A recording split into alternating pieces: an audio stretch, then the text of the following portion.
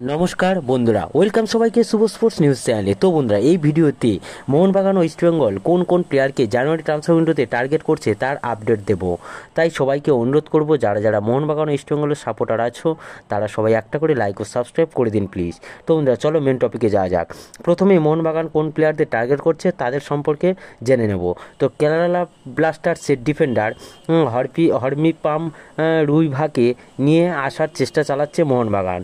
এই প্লেয়ারটিকে এই মরশুম শুরু হওয়ার আগেও নেওয়ার চেষ্টা করেছিল প্রীতম কোটালের পরিবর্তে, কিন্তু তখন কোনো একটা কারণে ডিলটা ভেস্তে যায়।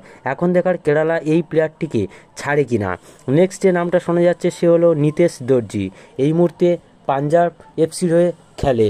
একজন ফুলব্যাককে দলে নেওয়া এখন মোহনবাগানের কাছে বাড়াবাড়ি হতে পারে। তবে বাঁদিকে সুভাষী বোসকে সাপোর্ট দেওয়ার জন্য তারা পাঞ্জাব এফসি থেকে নিতেশ দর্জিকে দলে নিতেই পারে। তিনি গতবার পাঞ্জাবে যোগ দেন। 1 বছরের কম সময়ে তিনি দলের পূর্ণ সময়ে লেফট ব্যাক হয়ে যান। 19 বছর বয়সে তিনি একাই বাঁদিক সামলানোর ক্ষমতা দেখিয়েছেন, ফলে লম্বা সময়ের জন্য তার পিছনে বাজি ধরতেই পারে। আর এবার যদি জনি কাউকের আপডেটে আসি, তাহলে বলবো জনি কাউকে এই মরশুমে আর খেলবে বলে মনে হয় না, কারণ সে এখনও ট্রেনিংয়েই নামেনি। আর ট্রেনিংয়ে না নেমে কীভাবে ম্যাচ ফিট হবে সেটাও একটা ভাবনার বিষয়। তাই জনি কাউকেও আর আসবেই না এই মরশুমে, যদি আসে নেক্সট মরশুমে দেখা যাবে। নেক্সট আপডেটটা হলো ইস্টবেঙ্গলকে নিয়ে।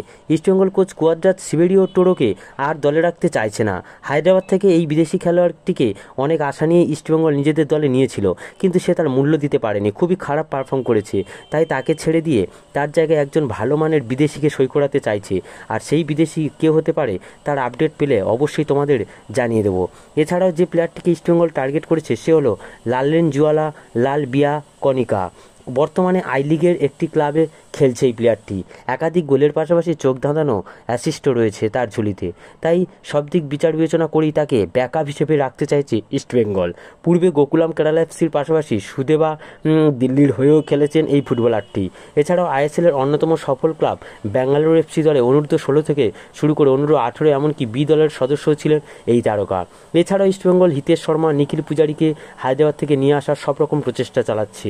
তবে নিখিল পূজারীর পিছনে আরও দুটি আইএসএল ক্লাব পড়ে আছে, তাই তাকে পাওয়াটা একটু কঠিন হয়ে দাঁড়াবে। আর বন্ধুরা, এই ভিডিওতে একটা এই আপডেটগুলি জানানোর ছিল। আর সবাইকে অনুরোধ করব, সবাই লাইক ও সাবস্ক্রাইব করে দিন প্লিজ।